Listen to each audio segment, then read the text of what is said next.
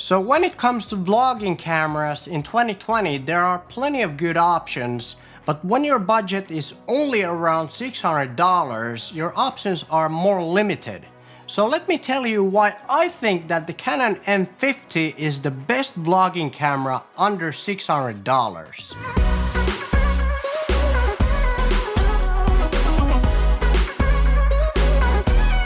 How's it going? My name is Jussi and this channel is all about filmmaking tips, tutorials and gear.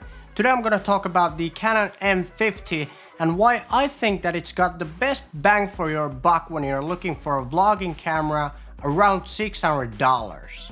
Okay, let's start with the most obvious ones. So because this is a mirrorless camera, it means that it weighs a lot less and it's a very compact camera compared to many others, which means that it takes less space in your camera bag and it's a very comfortable camera to travel with.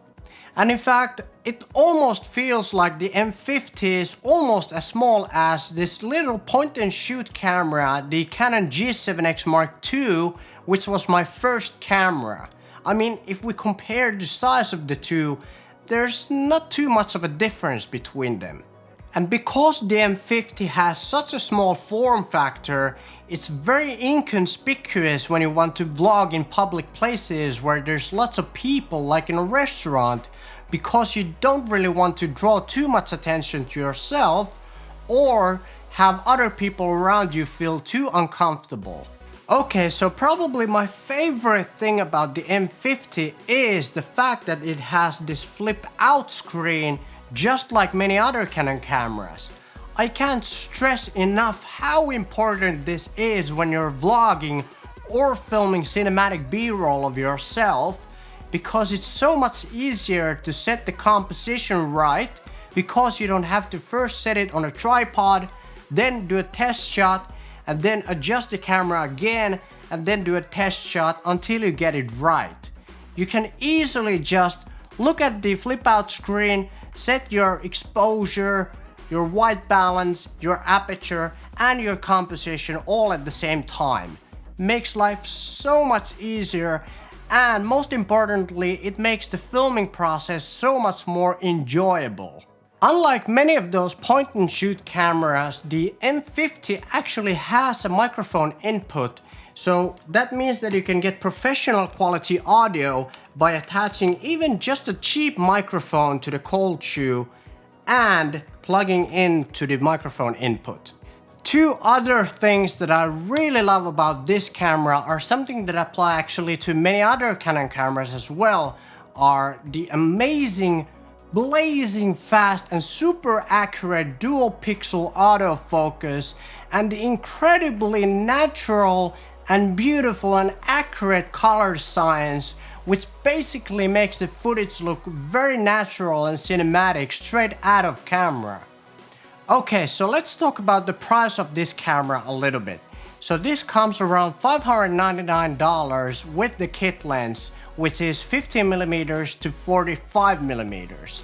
Now, I must say that if you're on a budget, you can totally use just the kit lens when you're vlogging at 15mm and hold it, let's say, with a gorilla pod at an arm's length, and you can totally use it. It's totally usable. Okay, so this is the vlogging test with the Canon M50 with the kit lens, and the kit lens is set at 15mm and the aperture is 3.5, and I'm holding the camera at an arm's length because the 15mm is still quite tight. But if you can afford another extra $279, I highly recommend that you buy the Canon 10 to 18mm wide-angle lens and use it for vlogging at 10mm, because that will look a lot better because you can see a lot more, and that will make the audience feel like they're there with you, experiencing what you're experiencing. And it's so much easier to vlog when you can focus on your delivery and you don't have to worry about the composition as much. Okay, let's talk about the colors of the M50. So many Canon cameras are very well known for their incredible color science, and the M50 is no exception. I mean, the Canon color science looks pretty much very cinematic straight out of camera, and I recommend that you use the neutral color profile in your camera. And even if you're not very experienced with color correction or color grading, I recommend that you use the neutral color profile and then tweak it just a little bit to get some more flexibility. For example, I like to decrease the sharpness all the way to 0, and the same thing with the contrast. I like to decrease it all the way down to 0.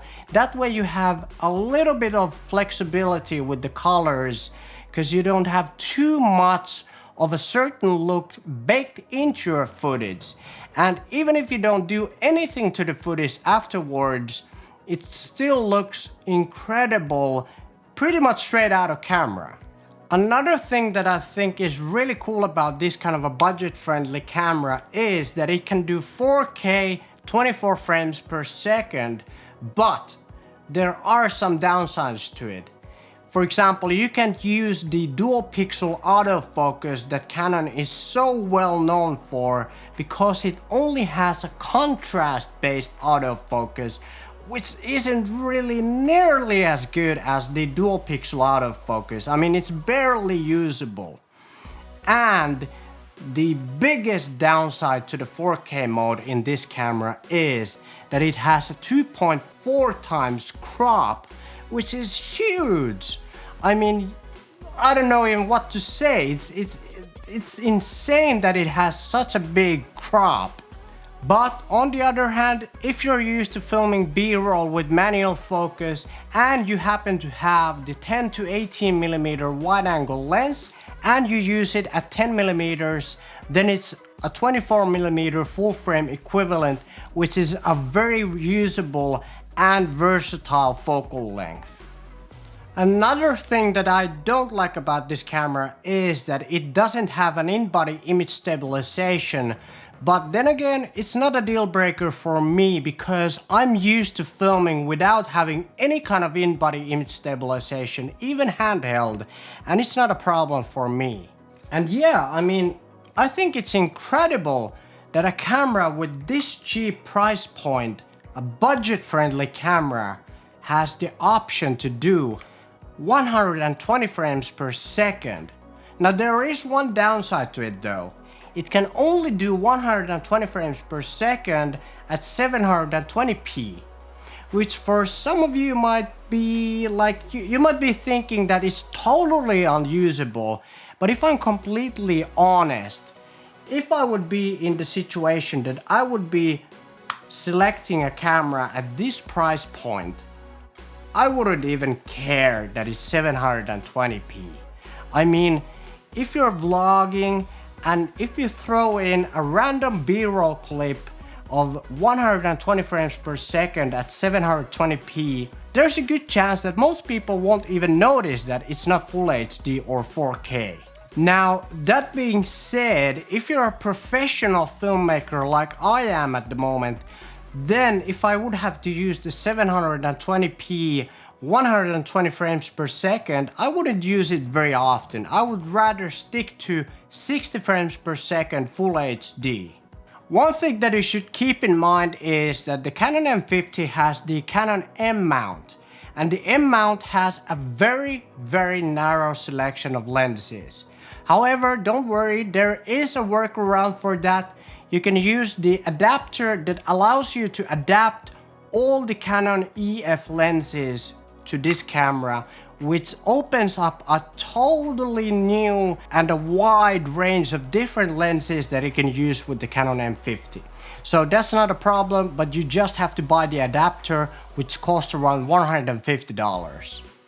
If you enjoyed this video and want to see more, subscribe to my channel and click the bell notification so you'll be notified every time I upload a new video, which is 3 times a week, by the way. And if you want to learn more, watch this video over here or this video over here, because I think you're gonna like either one of them. Okay, Thanks for watching and see you next time. Take care.